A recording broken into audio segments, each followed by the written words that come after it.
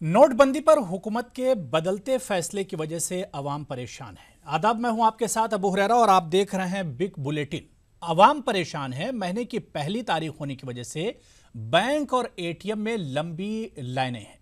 ATM से लेकर bank तक कैश की किल्लत, हुकूमत के अपने ही फैसले को बार बार बदलने से मुतवस्सित तबका घर छोड़कर एटीएम की लाइन में खड़ा है। हुकूमत कैश फराहमी की बात कहती है, मगर नतीजा इसका उल्टा है। ज्यादातर एटीएम्स पर नो कैश या आउट ऑफ सर्विस का बोर्ड लगा हुआ है।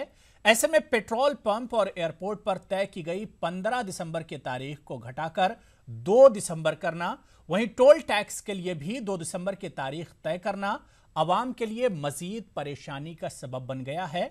इन्हीं तमाम इश्यूज पर हम बात करेंगे। हमारे साथ कुछ मेहमान भी जुड़ेंगे, लेकिन सबसे पहले डिटेल में यह रिपोर्ट हम आपको दिखाते हैं।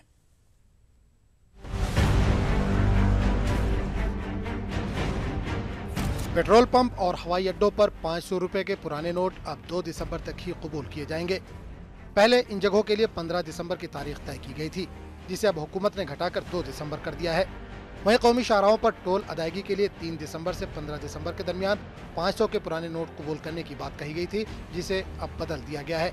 यानी अब टोल के लिए भी 2 दिसंबर से 500 और 1000 के नोट कबूल नहीं किए जाएंगे। 3 दिसंबर 2016 से अगर आप हवाई सफर के लिए टिकट लेना चाहते हो या पेट्रोल पंप से पेट्रोल लेना चाहते हो तो अब आपको नए नोट इस्तेमाल करने होंगे। ताज़ा नोटिफिकेशन के मुताबिक बिजली पानी के बिल की अदायगी, रेलवे टिकट खरीदने और अवामी इलाके के ट्रांसपोर्ट कॉरपोरेशन की बसों में सफर के लिए टिकट खरीदने में पुराने 500 रुपए के नोट 15 दिसंबर तक कबूल किए जाएंगे। हुकूमत ने गुज़िश्ता 8 नवंबर को 500 और 1000 रुपए के नोट पर पाबंदी आयद की थी, जिसके बाद वक्फे से 500 और 1000 के नोटों को लेकर बार बार टाइम लाइन बदलने से लोगों को तकलीफ का सामना करना पड़ रहा है। वहीं हुकूमत ने मुख्तलिफ वजूहात बयान करके अब इन तारीखों को भी घटा दिया है। हुकूमत के अपने ही फैसले को बार बार बदलने से मुतवस्सित तबका कहीं न कहीं परेशान है।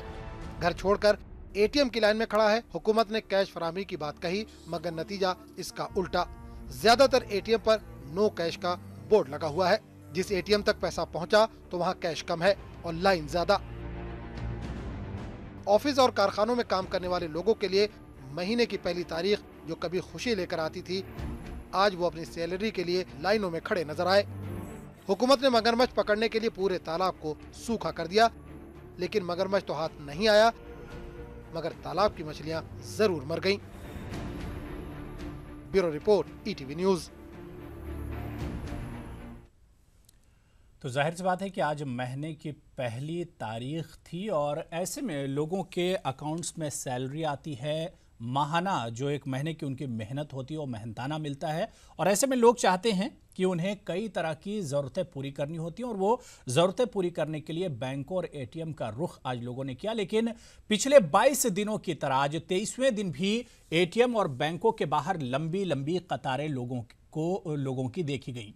यानी 22 और 23 दिन आज नोटबंदी को हो गए, लेकिन लोगों की जो मुश्किलात हैं, जो परेशानियां हैं, वो कम होने का नाम नहीं ले रही। हालांकि सरकार के अपने दावे हैं, अपने वादे हैं, और सरकार बार बार नई नई तरकीबें लेकर आ रही कि किसी तरह से आवाम की परेशानियों को कम किया जाए। लेकिन सरकार इस पूरे मामले पर एक तरह से फेल नजर आती है, क्योंकि जब महीने का पहला दिन हो, सैलरी आपके अकाउंट में पड़ी हो, लेकिन आप मजबूर हैं कि 2000 और 1000 रुपये से ज्यादा नहीं निकाल सकते हैं। ऐसे में नोटबंदी से आवाम में एक तरह से परेशानी अभी भी देखी जा रही है। हालांकि 22 और 23 दिन हो चुके हैं। हालांकि सरकार के अपने दावे हैं कि 8 नवंबर के मुकाबले में हालत आज बेहतर है। 150% 100 के नोट अब ज्यादा मार्केट में हैं।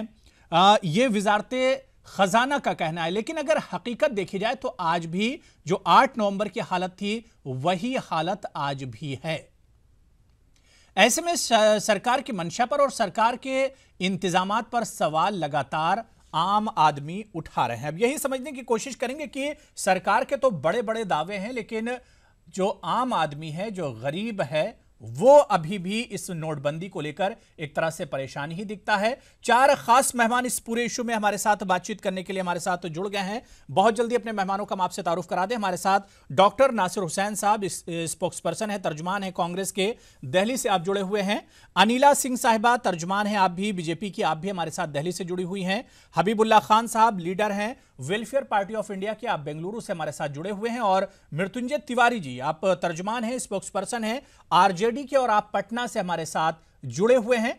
अपने तमाम चारों गेस्ट का इस्तकबाल करते हैं, स्वागत करते हैं अपने इस खास प्रोग्राम में। सबसे पहले अनिला सिंह साहिबा, आपके पास ही आना चाहेंगे और आपसे ही शुरुआत करना चाहेंगे कि आज 23वां दिन था और आज का दिन तो एक आम आदमी के लिए बहुत इंपॉर्टेंट था और सरकार के लिए भी बहुत ज्यादा इंपॉर्टेंट था, क्योंकि आज सैलरी लोगों की आई है, नया महीना शुरू हुआ है, सैलरी आई, और ऐसे में भी लोगों को दिक्कतों का सामना ही करना पड़ा।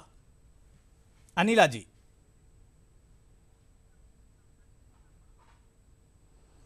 जी, मैं बिल्कुल आपकी बात से सहमत हूँ कि आज सैलरी का फर्स्ट डे है और दिक्कत थोड़ी सी महसूस हो रही है लोगों को। कतार में खड़ा होना पड़ रहा है, कतार में लगकर अपना पैसा निकालने की थोड़ी मुश्किलात का सामना करना पड़ रहा है। इस बात को मैं बिल्कुल भी इससे इनकार नहीं करूँगी, मैं सहमत हूँ आपकी बात से। पर ये जो आम जनता है वो समझ रही है इस चीज़ को कि ये कुछ दिन की दिक्कत है। प्रधानमंत्री नरेंद्र मोदी जी ने 50 दिन का वक्त मांगा था। अभी ये जो 1 दिसंबर है उस 50 दिन का जो समय मांगा था उसी के अंदर आती है। तो वो जान रहे हैं तकलीफ है, तकलीफ बर्दाश्त कर रहे हैं। खेद है, सरकार को भी खेद है, परंतु वो प्रधानमंत्री और सरकार के साथ खड़े भी हुए नजर आते हैं कि ठीक है, तकलीफ है, हम इसको बर्दाश्त करेंगे। एक जो कहते हैं ना कि बहुत बड़े फायदे के लिए अगर छोटी दिक्कत का सामना करना पड़ रहा है तो मैं उनकी प्रशंसा भी करती हूँ, तारीफ भी करती हूँ आम जनता की, और ये कहूँगी कि हाँ, ये 1 दिसंबर को आपको तकलीफ हो रही है, 50 दिन के बाद बिल्कुल। यानी अनिला जी आपके कहने का मतलब यह है कि 50 दिनों तक कैसी भी परेशानी आए आपको झेलनी ही झेलनी है, सरकार उसके लिए 50 दिन से पहले कुछ नहीं करेगी।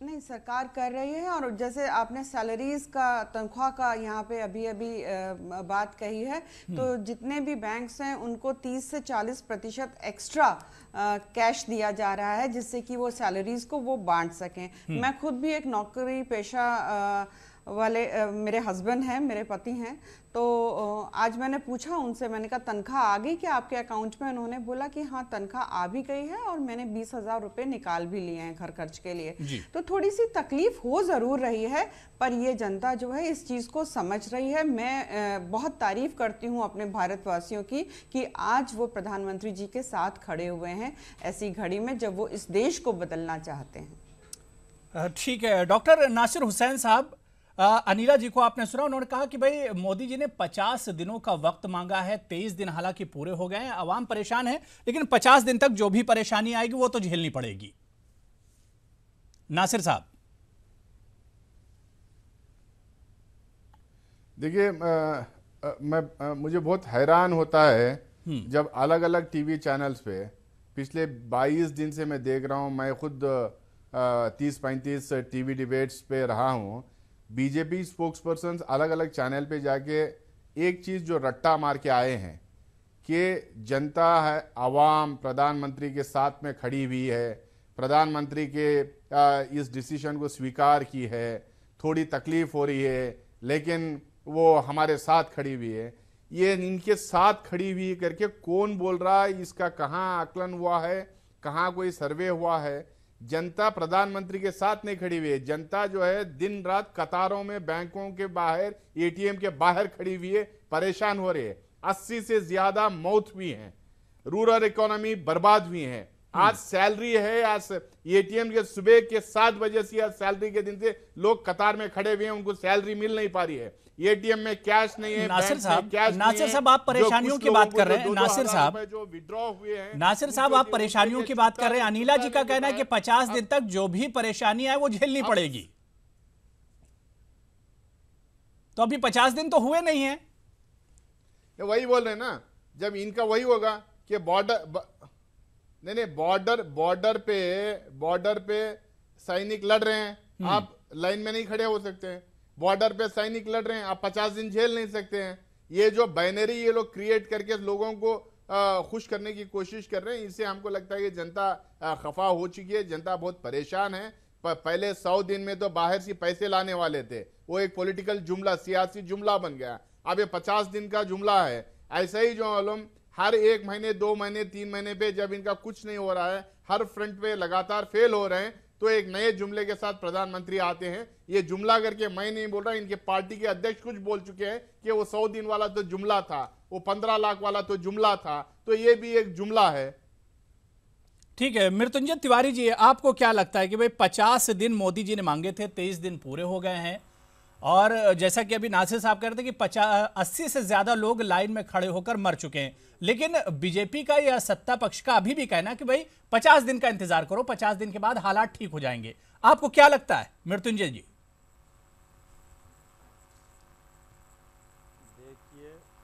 देखिए बीजेपी के नेता और बीजेपी के लोग जिस तरह से इस नोटबंदी को जनता से लेकर के जोड़ रहे हैं, क्या इनको किसने अधिकार दिया कि जनता का आप जान ले लीजिए?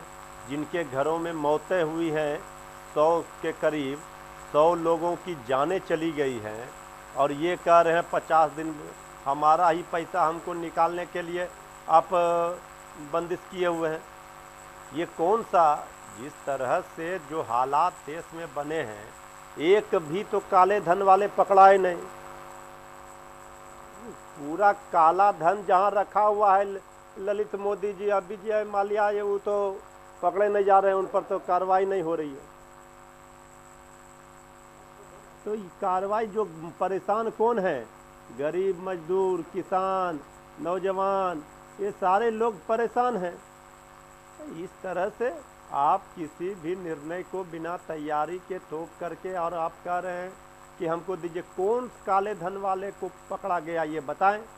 मतलब क्या कार्रवाई हुई? विदेशों से कितने पैसे अभी तक आए?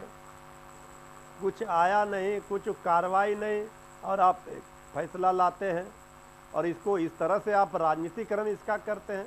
राजनीतिक लाभ लेने के लिए आप तरह तरह का जुमलेबाजी करते हैं। ठीक है, हबीबुल्लाह खान साहब, आपके पास आना चाहेंगे। इन 23 दिनों को आप कैसे देखते हैं? क्या वाकई में जिस तरह से जो सरकार है मरकज की, जिस तरह से कह रही कि आवाम बहुत खुश हैं, बहुत जोश है आवाम में इस फैसले को लेकर, आप कैसे देखते हैं इन 23 दिनों को? हबीब साहब जी देखिए, 50 दिन वज़ीर आज़म मांगे थे हमारे, ठीक है, उसमें से 23 दिन तो गुजर गए, 50% टाइम गुजर गया है। 50% टाइम में हम लॉजिकली सोचना चाहिए, 50% डेज खत्म हो गए, 50% प्रॉब्लम सॉल्व हुआ क्या? ठीक है, मान के चलेंगे 50% में इनका 100% प्रॉब्लम सॉल्व करने वाले इंडिया के, ठीक है, मान लेंगे। 25 दिन 24 दिन गुजर गए, 50% टाइम गुजर गया, बाकी 50% है, तो अब तक जो 50% प्रॉब्लम सॉल्व हुआ क्या? 5% में नहीं हुआ है। सो इन 25 डेज आप जो कवर किए हैं, 5% प्रॉब्लम सॉल्व किए हैं, इसका मतलब अभी 100 डेज तक चले गए। और आपको किसने हक दिया आपको किसी दूसरे चोर को पकड़ने के लिए इनोसेंट 80 आदमी को जान से मारो? मौत की आपकी वैल्यू नहीं है, किसी इंसान की कदर नहीं है, यहाँ पर किसी इंसान की लाइफ की वैल्यू नहीं है। 22 अक्टूबर को, 22 नवंबर को, एक हफ्ता पहले एक दलित जो है अहमदाबाद में जो है खुदकुशी कर लिया, तो उसकी वैल्यू नहीं, दलित की वैल्यू नहीं है क्या हमारे पास? जिंदगी की कोई वैल्यू नहीं इस कंट्री में? Who gave the power to this man to punish the common people? मेरा ये सवाल है। नहीं होगा। 22 दिन में जो हुआ है 5% हुआ है। इस स्पीड से अगर गवर्नमेंट गई, करेंसी का जो रिप्लेसमेंट चल रहा है अगर चला, तो ये 100 डेज से भी बाहर जाएंगे और मुल्क की हालत और बदतर से बदतर हो जाएगी। We are heading towards a very dangerous situation in this country. ठीक है अनिला जी, इस पर आपका जवाब चाहेंगे कि सिर्फ 23 दिनों में सिर्फ 5% ही हालात सुधरे हैं।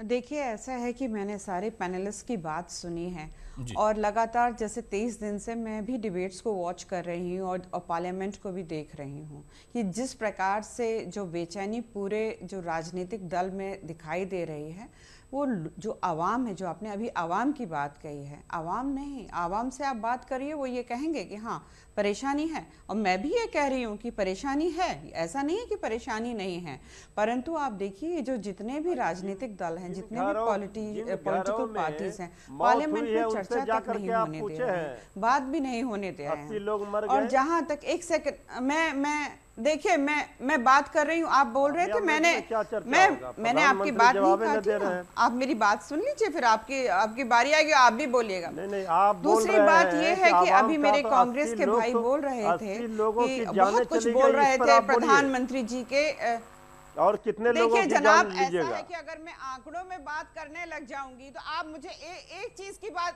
नहीं, आप मुझे ये बता दीजिए कि जो फौजी हमारे सरहद पे मर रहे हैं, जो काउंटरफीट करेंसी जो हमारे देश में आ रही है, आज जो है कश्मीर में पत्थरबाजी बंद हो चुकी है, टेररिज्म पे लगाम लग रही है, नक्सलाइट्स के ऊपर लगाम लग रही है, तो आप मुझे ये बताइए, आप इन सब चीजों के खिलाफ हैं? कहाँ टेररिज्म पर लगाम लग रही है? अंदर काउंटरफीट करेंसी बनी रहे, जानकारी जाकर के कहीं लगाम नहीं लग रही है, बनी रहे। कल भी हुई है कि करप्शन, कल भी हमला हुआ है, terrorism is an extended cult of corruption. नहीं, आप सुनने की आदत नहीं है जनाब, टेररिज्म के नाम पर ये भावनात्मक, आप उन लोगों में से हैं जो चाहते हैं कि काला धन इस देश से समाप्त हो। को परेशान करने का हक आपको नहीं है। आप नए हैं या आपको तहजीब नहीं है कि काला धन कैसे पकड़े, काला धन वाला को पकड़िए ना भाई, आप मेरी बात काटेंगे। तो काला धन वाला पकड़ाइए ना रहा है, यहाँ पर ललित मोदी को ने पकड़ रहे हैं, विजय माल्या को पकड़ रहे हैं, कर गरीब जनता के पास काला धन है। अपने मुख्यमंत्री से बात करिए, काला धन लाइन में जो लगा हुआ है उसके पास काला धन है। पहले आप तहजीब सीखिए कि डिबेट पे कैसे बैठा जाता है। मुख्यमंत्री जी ने, हम लोग भी खड़े हैं, हम लोग भी कह रहे हैं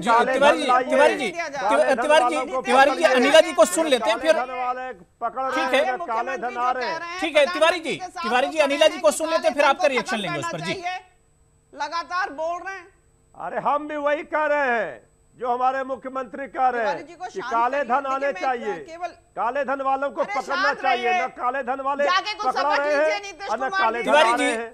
तिवारी जी सुन लीजिए अनिला जी को,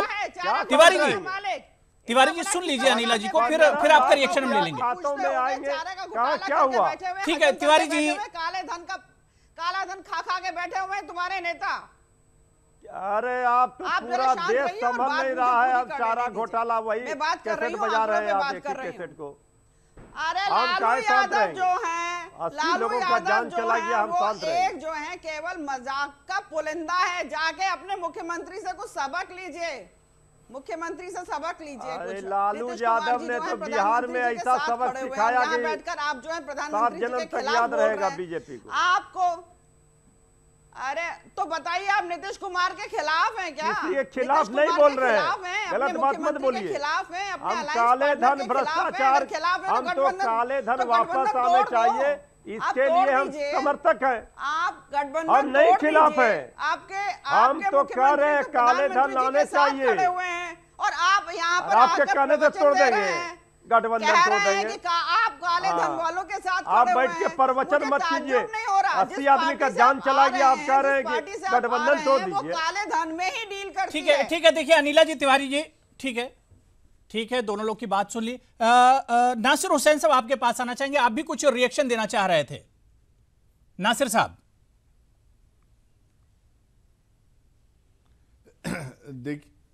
देखिए मैं बीजेपी के स्पोक्सपर्सन की जो बात थी उसको रिवर्ट करना चाहूंगा जी। एक तो जो इन्होंने बोला कि कश्मीर में पथराव बंद हुआ है, ये लोग जो है देश की आवाम को मिसलीड करने की लगातार कोशिश करते हैं। ये महीने के नवंबर 8 तारीख को नोटबंदी हुई थी, पथराव बंद होना पथराव जो बंद हुआ 1.5 महीने पहले बंद हो गया था। हर एजिटेशन का एक शेल्फ लाइफ होता है, 2 महीने 3 महीने 4 महीने चलता है या 15 दिन 8 दिन चलता है, वो एजिटेशन खत्म हो गया था। नोटबंदी को और पथराव को मुझे नहीं लगता है कि कोई कनेक्शन है, ये एक झूठ जो है लगातार फैला रहे हैं। दूसरी बात, जो काउंटरफीट करेंसी की जो बात कर रहे हैं, जो फेक करेंसी की बात कर रहे हैं, मैं आंकड़े नहीं दे रहा हूं। देश के प्रधानमंत्री अगस्त के महीने में उन्होंने पार्लियामेंट के अंदर बात रखी थी कि काउंटरफीट करेंसी 400 करोड़ है। 400 करोड़ काउंटरफीट करेंसी को डिटेक्ट करके निकाल के वो कहां से वो प्रोडक्शन हो रहा उसको सजा देने का काम सरकार का है। वेल एस्टेब्लिश्ड एजेंसीज हैं। 400 करोड़ काउंटरफीट करेंसी सर्कुलेशन में से निकालने के लिए आप 25 से 30 हजार करोड़ रुपए खर्च करके इतना बड़ा एक प्रोजेक्ट अंडरटेक कोई नहीं करता। ये किसी भी देश में नहीं हुआ है। और ये बार बार जो कहना कि ब्लैक मनी से लड़ रहे हैं, ब्लैक मनी से लड़ रहे हैं, भाई आखिरकार आप लोगों को अंदाजा है क्या ब्लैक मनी कितना है?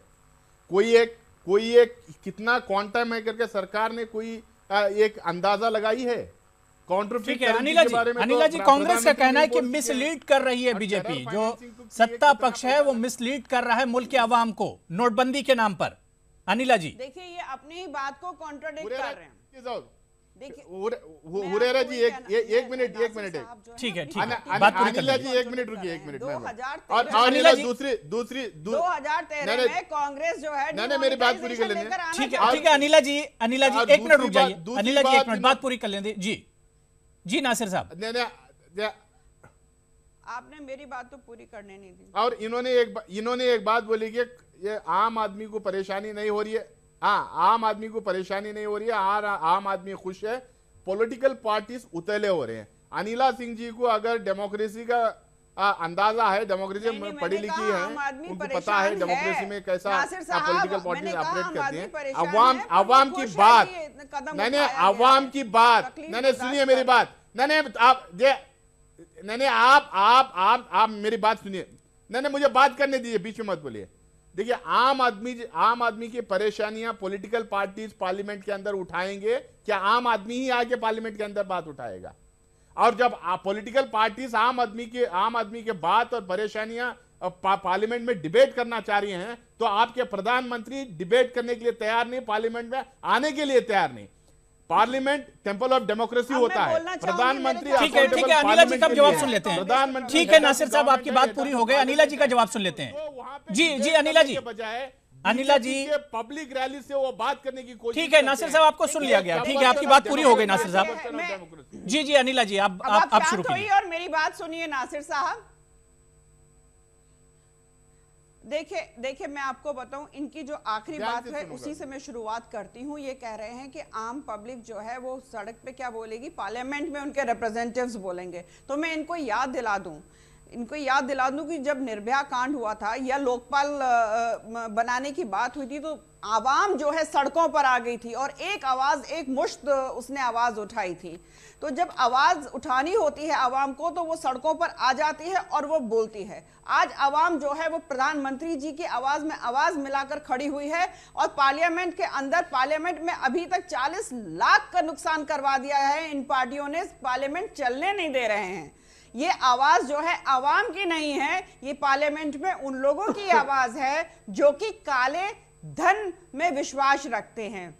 2013 में कांग्रेस पार्टी डिमोनेटाइजेशन करना चाहती थी और अभी पीछे मैं चिदम्बरम साहब का इंटरव्यू सुन रही थी। तो चिदम्बरम साहब ने कहा कि हमने डिमोनेटाइजेशन इसलिए नहीं किया कि इससे बहुत ज्यादा परेशानी हो जाती और शायद हमें इतना गेन नहीं हो पाता। ये सरकार की आइडियोलॉजी और थॉट प्रोसेस बिल्कुल उल्टा है। यहाँ अब जो प्रधानमंत्री है वो बहुत सारी परेशानियां जो है झेलने के लिए तैयार है। हर प्रकार का प्रहार यानी कि हर प्रकार जो भी अटैक होगा उसको झेलने के लिए तैयार है। 15 लाख रुपया खाता में कब आएगा ये बता दीजिए। मैं देश में काला धन जो है उसको नहीं रहने दूंगा। तो ये आइडियोलॉजी और थॉट प्रोसेस की सोच के फर्क है दोनों पार्टी में। तो आदमी मर गया। ये तिवारी जी को कहां से बैठा लिया आपने, जिनको तहजीब नहीं है कि डिबेट में कैसे पार्टिसिपेट किया जाता है। आप ऐसे लोगों को बैठाते हैं तो आप मुझे मत बुलाया करिए। इनको डेकोरम भी नहीं आता है कि डिबेट में कैसे पार्टिसिपेट किया जाता है। देखिए अनिला जी तिवारी जी भी सवाल उठा रहे हैं कि भाई 15 लाख की बात चली थी, 15 लाख अकाउंट में कब आएंगे? मैं चुप रहती हूँ। जब इनको हर बात को काटना है तो मैं चुप हो जाती हूँ। तब नहीं और दूसरा चीज है, अब बात घुमाना चाहते इनको पूछिए कि अभी ब्लैक मनी की बात हो रही है, काले धन की बात हो रही है कि किस प्रकार से देश के घरों में कितने पैसे जाके लालू यादव जी से पूछिए। बात कर रहे हैं लालू यादव प्रधानमंत्री से अरे पूछिए किस किस का स्विस में उन्होंने अकाउंट खुलवा रखा है। लालू यादव घोटालों की पार्टी। हम आपसे पूछ रहे, डिबेट कर रहे हैं। लालू यादव से नरेंद्र मोदी जी पूछेंगे। और किस प्रकार के उनके जो बेटे लोग हैं उप मुख्यमंत्री बना के बैठा दिया है। आप लोगों ने तो जिस प्रकार की आपकी पार्टी है, जिस प्रकार के आपके नेता हैं, ठीक है, देखिए एक आम आदमी की परेशानी की बात हो रही है। अनिला जी तिवारी जी, एक आम आदमी की परेशानी की बात चल रही है। नोटबंदी से अभी आप ही लोग कह रहे हैं कि भाई 80 लोग मर गए। आम आदमी की बात कर ली जाए तो अच्छा रहेगा। छोटे से ब्रेक पर हमें जाना है, छोटे से ब्रेक पर जाना है। कल के बाद से कई जगहों पर 500 के नोट बंद हो रहे हैं और इसके अलावा पार्लियामेंट में मोदी जी पहुंच तो रहे हैं लेकिन नोटबंदी पर जवाब देने के लिए और चर्चा में शामिल होने के लिए तैयार नहीं है। क्या कुछ ये पूरा मामला अपने चारों खास मेहमानों से हम समझने की कोशिश करेंगे इस ब्रेक के बाद।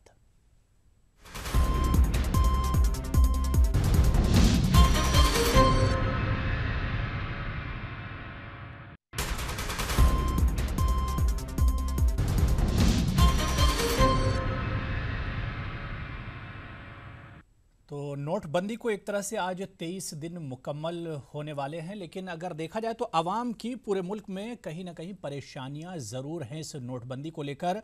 हम यही समझने की कोशिश कर रहे हैं। हमारे साथ 4 खास मेहमान जुड़े हुए हैं, लगातार इस इशू पर हम बात कर रहे हैं। सवाल ये उठता है कि अगर मुल्क में लोग परेशान हैं और अपोजिशन इसकी जिद कर रहा है कि पीएम इसकी चर्चा में शामिल हों और इस पर जवाब दें, तो पीएम की खामोशी पर भी कई तरह के सवाल उठ रहे हैं। मेरे साथ 4 खास मेहमान जुड़े हुए हैं। डिबेट आगे बढ़ाने से पहले अपने पैनलिस्ट से मैं दरख्वास्त करना चाहूंगा कि प्लीज एक दूसरे को क्रॉस ना करें। जब कोई एक जवाब दे रहा हो मुकम्मल कर ले उसके बाद ही, वरना फिर इस डिबेट का कुछ हासिल नहीं हो पाएगा। अनिला जी, ब्रेक के बाद आपके पास ही आना चाहेंगे क्योंकि अपोजिशन बात कर रहा है नोट से चोट की। बड़े ईमानदारी से बताइए कि वाकई में जिस तरह से इस कदम की सब लोग तारीफ कर रहे हैं, लेकिन कहा जा रहा है कि कहीं ना कहीं इंतजामात में कोताही रह गई, कमियां रह गई। अनिला जी, पूरी तरह से सरकार तैयार नहीं थी इस पूरे इशू को लेकर।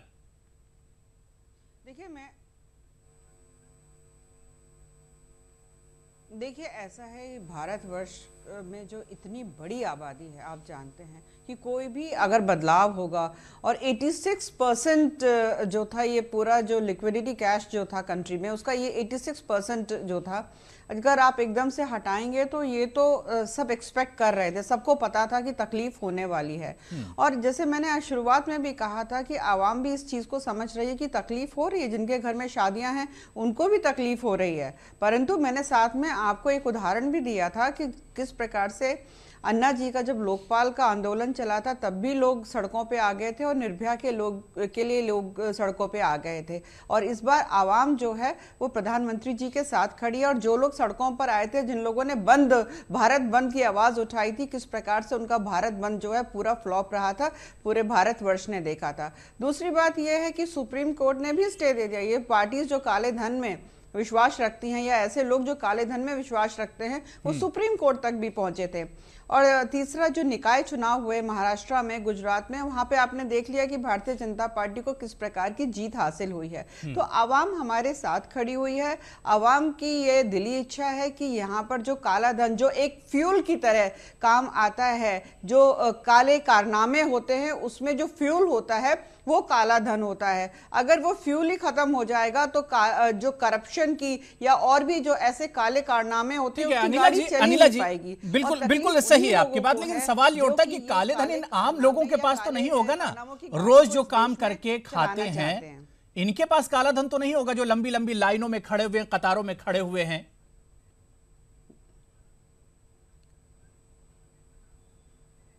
जी, आप बिल्कुल बात ठीक कह रहे हैं। और यही जनता समझ रही है कि हमारे पास काला धन नहीं है, पर जिन लोगों के पास काला धन है आज वो कतार में नहीं खड़े हुए हैं, ये भी बात मैं कह रही हूं। और उनको मालूम है कि इन लोगों का जो फ्यूल है उसको खत्म करना बेहद जरूरी है। हम कतार में खड़े हो जाएंगे, परंतु इनके काले कारनामे बंद होंगे तो इस देश में तिवारी जी भी होगा, रोजगार भी जी होगा। तिवारी जी, आप कुछ कहना चाह रहे हैं?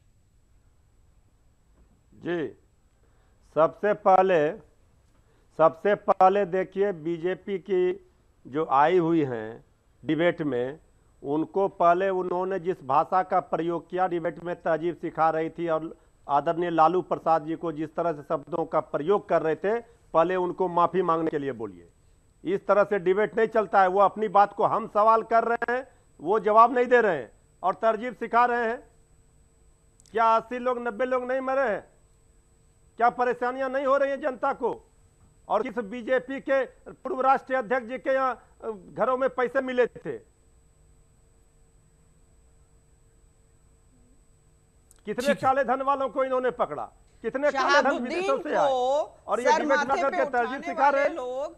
आज बात ये कर रहे हैं कि शहाबुद्दीन, देखिए अभी कहाँ जा रहे हैं शहाबुद्दीन को, और पत्रकार है उनके माता 3 पत्रकार भाइयों नहीं, ठीक है। देखिए अनिला जी मृत्युंजय जी डिबेट के बाहर मत जाइए। देखिए डिबेट से फिर कुछ हासिल नहीं होगा। तिवारी जी और अनिला जी दोनों से मेरी अपील है, प्लीज प्लीज डिबेट के बाहर मत जाइए, फिर कुछ हासिल नहीं होगा। नासिर जी आप जवाब दे दीजिए, आप कुछ कहना चाह रहे हैं। नासिर हुसैन साहब गलत इशू पर बात अगर करेंगे, नहीं, अब पटरी पे ही रहेंगे। ठीक है नासिर साहब, आप कुछ जवाब देना चाह रहे हैं।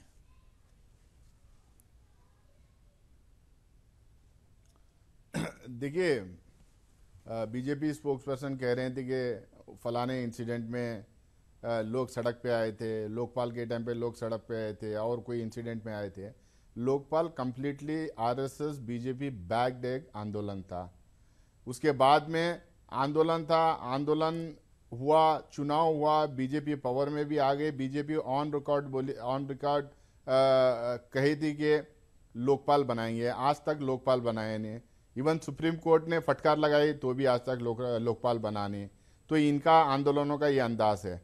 हम जब लोग परेशान हैं, जब लोग त्राही त्राही कर रहे हैं पूरे देश भर में, लोग अपनी मेहनत के पैसे बैंक में जमा कर वापस पैसे निकाल नहीं पा रहे हैं, कतार में जाके बैंकों के बाहर लगे हुए हैं, जिनका ट्रेड ठप पड़ा हुआ है, इकोनॉमी ठप पड़ी हुई है, लोग परेशान हैं। हम लोगों को इकट्ठा करके लेके आके दंगा फसाद नहीं करवाना चाहते। ये डेमोक्रेसी में जो रिस्पॉन्सिबल और मैच्योर पॉलिटिकल पार्टीज है उनकी ये सोच होती है। Point number 1।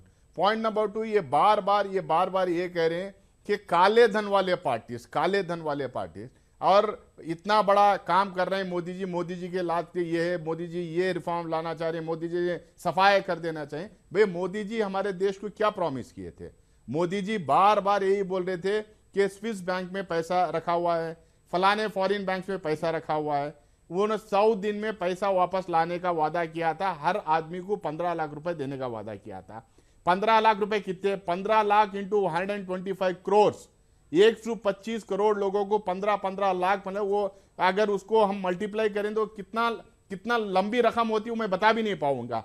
अगर 14,60,000 करोड़ सारे के सारे पैसे भी आप विड्रॉ करते हैं, और सारे के पैसे भी अगर मैं मान लूं कि अगर ब्लैक मनी है, तो भी जो है आपने इस देश की जनता को जो प्रॉमिस किया था उसका 2% भी नहीं है। एक दूसरा जो है काला धन की जो बात कर रहे हैं आप, पिछले 2.5 साल में पनामा पेपर्स में नाम आए, बहामा पेपर्स में नाम आए, HSBC में 700 लोगों का नाम बाहर आया। इनके ऊपर एक्शन लिया आपने? उनके पास काला धन है ना, एक्शन लिया? बिल्कुल एक्शन नहीं लिया। विजय मल्ल्या को आपने भगाया, ललित मोदी को राजस्थान के मुख्यमंत्री ने भगाई। उसके बाद ये काला धन नहीं है क्या? उसके बाद में पैसे जब यहां से इकट्ठा होने लगे, पहला काम आपने क्या किया? 7,800 करोड़ रुपए विलफुल डिफॉल्टर्स जो हैं, जो बड़े कंपनी हैं, विलफुल डिफॉल्टर्स को 7,800 करोड़ रुपए आपने माफ किया। ये यानी नासिर साहब आप सरकार की नियत पर ही एक तरह से सवाल उठा रहे हैं। वो उनको लिए काला धन नहीं है। ठीक है। हबीब साहब आपके पास आना चाहेंगे। हबीब साहब, आपको क्या लगता है कि वाकई में चोर को पकड़ना है तो ईमानदार लोगों को कुर्बानी देनी पड़ेगी? कामयाब रहे एक हबीब साहब करने के लिए ये इन्होंने एक पॉलिसी जी देखिए, ठीक है नासिर साहब, बात पूरी हो गई। सारा लोग को ये चोर कह रहे हैं आपने। देखिए चोर को पकड़ना है तो चोर भी यही है, हमको मालूम है, हमारी इंटेलिजेंसी इतनी कैपेबल है कि चोर को पकड़ सकती है। ठीक है, चोर को पकड़ने के बजाय आप पूरे तालाब का पानी खाली करके जो है जो मिसाल है पर मछलियों को मार दिया आपने। देखिए नंबर 1। नंबर 2, ये हमारे जो मशहूर इकोनॉमिस्ट हैं इंडिया के, डॉक्टर अमर्त्य सेन, जो नोबेल पीस प्राइज जिन्होंने पाया है, उनका एक कल स्टेटमेंट आपको याद दिला दूं कि उन्होंने कहा है कि ये इस हुकूमत की दूसरी गलती है। This is the second failure of the government. पहली, जैसा कि कहा कि स्विस बैंक का लाने का वादा किए थे, नहीं किए, फेल हो गए। नंबर 1, 2.5 साल हो गए, फेल हो गए। दूसरी गलती ये है कि ये इन्होंने पकड़ना था किसी को, आम आदमी को ला पे खड़ा कर दिए। प्रोटेस्ट नहीं कर रहे हैं बोले तो आम आदमी का बैकबोन आपने तोड़ दिया। खाने पैसे नहीं है, तरकारी लाने के लिए तरकारी, बच्चे को दूध लाने पैसे नहीं है, तो फिर वो बैंक के खड़ेगा आदमी के, बैंक में जो क्यू में खड़ा वही तो प्रोसेशन है, वही तो प्रोटेस्ट है। That itself is A protest, number 1। Number 2, number 3 जो है, देखिए एसबीआई की एक report, state bank of India की रिपोर्ट जो पब्लिश हुई थी, उसमें उन्होंने कहा है कि मार्च के महीने ही में उनको बैंक वालों को, आरबीआई को मालूम था कि ये नोट बदले जाएंगे। एक सीक्रेट था। जब मार्च के महीने में ये लोग को मालूम था तो उस वक्त से तैयारी क्यों नहीं की इन्होंने? नोट प्रिंट करना चाहिए था, एटीएम्स का जो कैलिब्रेशन है वो करवाना चाहिए था, जो भी लॉजिस्टिक्स तैयार करना था पूरे हिंदुस्तान में पहुंचाने के लिए वो करना चाहिए था। करके आप करो ना, गलती करके बैठ गए और अब आप गलती को मानना नहीं चाह रहे। देखिए ये क्यों हो रहा है, ये वही they are not accepting the fault is, अगर हुक्मरान ईमानदार है, हानेस्ट है, मुल्क के वाकई लोगों, आम लोगों की हम बात करेंगे, आम लोगों का दर्द उसके अंदर है, तो फिर वो क्या करता है मालूम, वो मान लेकर बैठ के आई अभी, अच्छा ठीक है अभी गलती होगी, सॉरी, अब क्या करना है बोलो, एक्सटेंड करना है, क्या करना है, रिलैक्सेशन करना है, डेडलाइन, सब करेगा। ये आपको एक शेर याद दिलाता हूँ, मिर्जा गालिब ने एक शेर कहा था, कोई आदमी जब गलती कर देता है फिर बार बार दूसरे अपनी गलती को मानना नहीं चाहता, तो उस पर उन्होंने कहा था, उम्र भर गालिब यही गलती करते रहे, उम्र भर गालिब यही गलती करते रहे, धूल चेहरे पर थी और आईना साफ करते रहे। ये अपनी गलती को मानना नहीं चाह रहे, हमेशा दूसरों पर ब्लेम करना चाह रहे, वो पार्टी सही नहीं, ये सही नहीं, ये गलत बात है, ये इनका फेल्योर है और ये हानेस्ट नहीं ही, इसलिए अपनी गलती को नहीं मानना चाह रहे। नहीं, हबीब साहब, अभी अनिला साहिबा ने शुरू में ही कहा था कि 50 दिन तो कम से कम दीजिए, अभी 23 ही दिन तो हुए। ईमानदार कहेंगे, बाकी सबको 50 दिन, हाँ ठीक है सर, अब मान लेते 50 दिन में ये 100% मसला हल हो जाएगा, आप गारंटी देंगे? क्या गारंटी है? नहीं हो सकता ऐसा। ठीक है अनिला सिंह साहिबा, क्या 50 दिन में पूरा मामला सॉल्व हो जाएगा? जो आम आदमी को परेशानी है, क्या वाकई में 50 दिन में पूरी तरह से मामला सॉल्व हो जाएगा? नहीं, अभी हबीबुल्लाह साहब ने जितने भी नुस्खे सुझाए हैं वो सारे वो बताए हैं जिससे कि लोगों को पता चल जाता कि भाई आप अपने अपने काले धन को ठिकाने लगा दीजिए। एटीएम्स जो हैं रिकैलिब्रेट हो रहे हैं, नोट जो हैं प्रिंटिंग में चले गए हैं, यानी पब्लिक को आप बता दीजिए, इंफॉर्मेशन आप लीक कर दीजिए। और आप देखिए जिस दिन 8 तारीख को प्रधानमंत्री नरेंद्र मोदी जी ने अनाउंसमेंट किया था, कुछ ट्रेड की दुकानें जो हैं पूरी रात खुली रहीं और वहां पे कितना बड़ा कारोबार हो गया। अगर पहले से एटीएम मशीन्स वगैरह रिकैलिब्रेट करा देते, बात लीक हो जाती, तो सारा जो पर्पस है वो ही डिसॉल्व हो जाता। ठीक है, तो हबीबुल्लाह साहब को मैं केवल ये बताना चाहती हूँ, हो सकता है इनकी सोच ये है, परंतु जो गवर्नमेंट की सोच ये है, प्रधानमंत्री की सोच ये है कि भाई हमें ऐसा कोई भी कदम नहीं उठाना था कि जिससे कि ये जिनके पास मोटा काला धन है उनको ये पता चल जाए कि इस प्रकार का कोई बदलाव, स्ट्रिक्ट एक्शन जो है सरकार लेने वाली है। ठीक है मृत्युंजय जी और तिवारी जी, और अभी जैसे बात पूरी हो गई, बहुत कुछ सोच समझ से आपकी सरकार ने कदम उठाया, बात पूरी हो गई आपकी। जी मृत्युंजय तिवारी जी, नहीं, इनसे पूछिए केंद्र सरकार के किस मंत्री के घरों में नोट मिले थे, ये नहीं बताएंगे। कितने काले धन वालों को इन्होंने पकड़ा, कितने काले धन वालों पर ये जो सवाल, मूल सवाल है हमारा, उसका ये जवाब नहीं दे रही है। ये बोल रही है कि हमको जो मोटे रकम थे, अरे मोटे रकम वाले को पकड़िए ना, काले धन वाले को। क्या सवाल है, पूछिए। अनिला जी, सवाल यही है कि केंद्र सरकार ने तो कितने काले धन वालों को पकड़ा है अब तक? पूछ रहे हैं, 23 दिन हो गए हैं, धन वालों को पकड़ा। देखिए आपको पता होगा कि आइडिया नहीं, देखिए मैं आपको जवाब दे देती हूँ कि पहले भी आइडिया स्कीम्स आई थी, पर जब ये 30 सितंबर तक आपको पता है कि तकरीबन 65,250 करोड़ रुपया उसमें जमा हो गया। तब भी प्रधानमंत्री जी ने बार बार ये कहा था कि भाई जिसको डिस्क्लोजर करना है कर लो, नहीं तो मैं बेहद सख्त स्टेप लेने वाला हूं। तब भी लोगों को लगा कि भाई टेकन फॉर ग्रांटेड, क्योंकि उनको कांग्रेस पार्टी का एक्सपीरियंस था, अनुभव था कि भाई प्रधानमंत्री ऐसे ही बात कहते हैं और कुछ होता है नहीं। प्रधानमंत्री जी ने बारंबार ये बात कही थी कि जिसको डिस्क्लोज करना है कर लो, नहीं तो मैं बहुत सख्त कदम उठाने वाला हूं। आज प्रधानमंत्री जी ने इस देश के हित के लिए इस देश को आगे बढ़ाने के लिए, इसके देश के डेवलपमेंट के लिए एक सख्त कदम उठाया, जिससे कि जो करेंसी बोरों में बंद थी, गद्दों के नीचे दबी हुई थी, वो सर्कुलेशन में आ जाए, बैंक्स में पहुंच जाए, आम आदमी को फायदा मिले, इंटरेस्ट रेट जो लोन्स पे हैं वो कम हो जाए, सेविंग्स में बढ़ जाए, सड़कें बन जाए, अस्पताल बन जाए, स्कूल कॉलेज बन जाए। इससे किसका फायदा होगा? एक आम जनता का फायदा होगा ना। तो ये कदम जो है वो आम जनता के लिए उठाया गया है। हाँ, जो ऐसे लोग हैं, अरे जिस पार्टी, कांग्रेस पार्टी 12.5 लाख करोड़ के घोटाले वाली, आपकी पार्टी जो है चारा घोटाला, पता नहीं कितने हजारों करोड़ों के घोटाले वाली पार्टी। 12.5 आपका तो भारतीय जनता पार्टी के नेताओं के तो घरों में पैसा मिल रहे हैं नीतीश, आपके और जमीन खरीद करके आप काले धन को सफेद कर रहे हैं। मुख्यमंत्री हैं वो हमारे साथ खड़े हुए हैं। तो सबसे ज्यादा बीजेपी के पास है। आपके प्रदेश के मुख्यमंत्री जो कि आपके ठीक है देखिए, इस वक्त छोटे से ब्रेक का टाइम हुआ है। ब्रेक के बाद भी तमाम पैनलिस्ट के पास आएंगे, लेकिन सवाल ये उठता है कि अगर पीएम देश के हित की बात करते हैं तो पार्लियामेंट में आखिर क्यों खामोश हैं? डिबेट का आखिरी हिस्सा होगा और इस आखिरी हिस्से में यही अपने पैनलिस्ट से हम समझने की कोशिश करेंगे, और खासतौर से अनिला जी से, कि वजीर आजम पार्लियामेंट में अब तक क्यों खामोश है, सर बयान क्यों नहीं दे रहे हैं। छोटे से ब्रेक के बाद।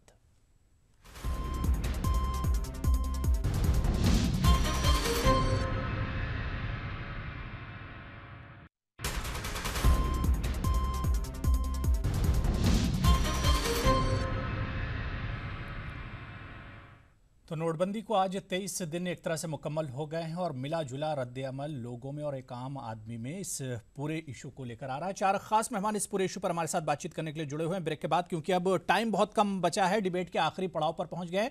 अनिला सिंह जी, 20 सेकंड में आपका जवाब चाहेंगे कि पीएम पार्लियामेंट में आखिर क्यों खामोश है? अगर देश के हित की बात करते हैं, आवाम के हित की बात करते हैं, और पार्लियामेंट की जो कार्रवाई 16 नवंबर को शुरू हुई थी, इस पर चर्चा शुरू हुई थी, वो चर्चा एक तरह से अधूरी है नोटबंदी पर।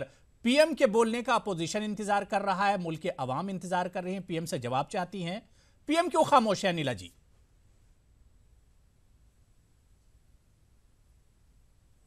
देखिए, अगर मैं पार्लियामेंट के विषय में बात करूं तो आपको भी जानकारी होगी कि according to the law of house and president, prime minister को वहाँ पर जवाबदेही नहीं बनती है। जवाबदेही जो है वो पर्टिकुलर मिनिस्टर की बनती है, जिसके अंतर्गत जो प्रश्न किया गया है वहाँ पर अपोजिशन जो है वो प्रधानमंत्री को या पीएम साहब को बिल्कुल भी फोर्स नहीं कर सकते हैं।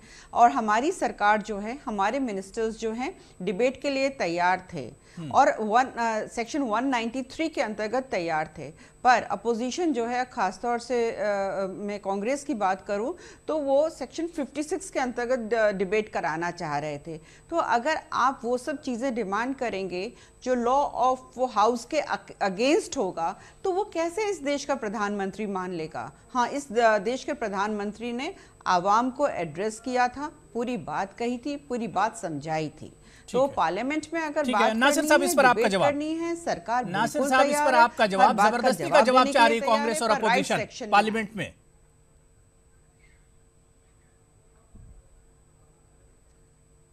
देखिए, मैं 2 एग्जांपल्स दूंगा। अगस्त 2013 में जब कोलगेट का डिबेट हो रहा था और उसके पहले 2G के डिबेट के टाइम पे भी, ये बीजेपी जब अपोजिशन पार्टी थी उस टाइम पे बीजेपी का यही कहना था कि जब तक प्रधानमंत्री मनमोहन सिंह, उस टाइम के प्रधानमंत्री मनमोहन सिंह जब तक हाउस में नहीं आएंगे, जब तक जवाब नहीं देंगे, तो जब तक वो सदन को चलने नहीं देंगे। राजीव शुक्ला जब MOS पार्लियामेंट्री अफेयर्स मिनिस्टर थे, वो जाके वेंकैया नायडू साहब से बात करते हैं और उनको रिक्वेस्ट करते हैं, बोलेंगे अभी 5-6 घंटे बैठ के गए मनमोहन सिंह जी, वापस आएंगे। तो वेंकैया नायडू साहब कहते हैं सो व्हाट, उनको हर टाइम रहना चाहिए। और यही जेटली साहब उस टाइम बोले थे कि बिना without prime minister there will be no debate in the house, will not allow any debate. जब ये अपोजिशन में रहते हैं तो इनका एक स्टैंडर्ड होता है, जब ये पोजीशन में रहते हैं तो ये एक स्टैंडर्ड होता है। और ये जो बीजेपी स्पोक्स पर्सन कह रहे हैं कि देश के लोगों को समझा है, भाई डिसीजन प्रधानमंत्री का, अनाउंसमेंट प्रधानमंत्री का, इंप्लीमेंटेशन प्रधानमंत्री का, वाहवाही लूटने का प्रधानमंत्री का, अपनी पीठ थपथपाना प्रधानमंत्री का, जवाब देना है तो फिर वित्त मंत्री आके जवाब देंगे। ये कहीं किसी भी पार्लियामेंट्री डेमोक्रेसी में ऐसा नहीं होता है कि प्राइम मिनिस्टर पार्लियामेंट से भाग के जाके अपनी पार्टी के द्वारा जो पब्लिक मीटिंग होते हैं उसके द्वारा पार्लियामेंट से कम्युनिकेट करे। उनको चुना जाता है क्योंकि पार्लियामेंट में डिबेट करने के लिए, अपनी पार्टी के रैलियों में जाके बोलने के लिए नहीं, और रोज धो के नौटंकी मचाने के लिए। ठीक है मृत्युंजय तिवारी जी, टाइम कम बचा है, 20 सेकंड आपके पास भी हैं। पीएम की खामोशी पर आप क्या कुछ कहना चाहेंगे? देखिए, हम तो ये 20 सेकंड यही तो हम कह रहे हैं। अभी बीजेपी की नेत्री लंबा चौड़ा भाषण दे रही थी, जो मूल सवाल है उसका जवाब नहीं दे रही हैं कि जनता का जान जा रहा है, गरीब जनता लाइनों में खड़ी है, जनता को क्या क्या परेशानियां इन्होंने देखा है कि क्या विजय माल्या जी, ललित मोदी जी पर कुछ कार्रवाई होती है, एक भी पकड़े गए? ये सारे सवाल है। ये सिर्फ भावनात्मक मुद्दे, कभी सर्जिकल स्ट्राइक के नाम पर, कभी काले धन के नाम पर, कभी भ्रष्टाचार के नाम पर, बाकी सब चोर हैं, ये सबसे ज्यादा ईमानदार हैं। यही इनका कहना है कि तानाशाही, हिटलरशाही इस देश में किसी का नहीं चला है और इसका उल्टा गिनती शुरू हो चुका है। ठीक है हबीबुल्लाह खान साहब, जवाब दे दूं में जनता। ठीक है, नहीं अनिला जी आते हैं आपसे लास्ट कमेंट लेंगे। हबीबुल्लाह खान साहब से भी एक सवाल ले लेते हैं। हबीब साहब, पीएम के खामोशी पर क्या कहेंगे? 16 तारीख से चर्चा शुरू हुई है, लेकिन यह चर्चा अभी भी सदन में अधूरी है। जी, इसके दो ही जवाब हैं। पहला ये कि इनके पास, मोदी साहब के पास इसका जवाब नहीं है। सीधी सीधी सी बात है। जवाब अगर होता तो बाकायदा आकर के सीना ठोक करके जवाब देते थे। उनके पास जवाब नहीं है, जनता को कन्विंसिंग आंसर नहीं है, तो नहीं आए। नंबर 1। नंबर 2, ये देखिए, ये प्राइम मिनिस्टर हैं, किसी से बाहर से आए हुए कंसल्टेंट नहीं है, आउटसाइडर नहीं है, सब कॉन्ट्रैक्टर नहीं है। ये मुल्क के प्राइम मिनिस्टर हैं। 125 करोड़ लोगों की डेस्टिनी इनके हाथ में है। लाइफ स्टाइल जो बोलते हैं, लाइवलीहुड बोलते हैं ना, जो रोजमर्रा की, उनकी इनके हाथ में है। आप एक फैमिली हेड हैं, प्राइम मिनिस्टर जो है फैमिली हेड होता है, और फैमिली हेड को, फैमिली में कोई मसला हुआ, एक आदमी इंजर्ड होकर जख्मी होकर वहाँ एक्सीडेंट पड़ा हुआ है, बेटा या बेटी जो भी है, और आके आपका तवज्जो चाह रहे हैं और आपके पास टाइम नहीं है 16 दिन 18 दिन तक। What kind of a prime minister you are? इससे बड़ी बदबख्ती नहीं हो सकती। हमारे मुल्क की बदबख्ती है ये कि एक मुल्क के प्राइम मिनिस्टर को आम लोगों की परेशानी, उनके दुख को सुनने के लिए टाइम नहीं है। अनिला जी, लास्ट कमेंट आपसे चाहेंगे। अनिला जी, लास्ट कमेंट आपसे। पीएम के पास कोई जवाब ही नहीं असल में सदन में देने के लिए। देखिए, ऐसा है कि जी, मैं 3 बात कहूंगी। पहली बात तो ये है कि अभी आपने जब 20 सेकंड का समय दिया था, मैंने अपने पैनलिस्ट को भी और आपके चैनल के माध्यम से आवाम को भी बता दिया था कि जो डिमांड अपोजिशन कर रहा है वो against the law of house है, तो उसको एक्सेप्ट नहीं किया जा सकता है, और आवाम को एड्रेस प्राइम मिनिस्टर साहब कर चुके हैं। दूसरी बात, कांग्रेस के जो लीडर ऑफ अपोजिशन है, वो जो कतार में जिन लोगों की मृत्यु हुई है, जिस कारणवश से भी हुई है, उनका कंपैरिजन उन्होंने उरी में जो हमारे जवान शहीद हुए थे उनसे कंपेयर कर दिया था। तो आप समझ लीजिए कितना ज्यादा ये राजनीतिकरण करना चाहते हैं। तीसरी बात मैं इनका जवाब देना चाहती हूँ मृत्युंजय जी की, जो बहुत बेचैनी से बारंबार ललित मोदी और विजय माल्या का ये उदाहरण दे रहे हैं। तो मैं केवल इनको याद दिला दूं, शायद उनकी जानकारी में नहीं होगा या इनको ज्ञान नहीं होगा कि कांग्रेस के टेन्योर में ही इतना सारा एनपीए जो इकट्ठा हुआ था इन लोगों के नाम का, ज्ञान का पाठ मत पढ़ाइए।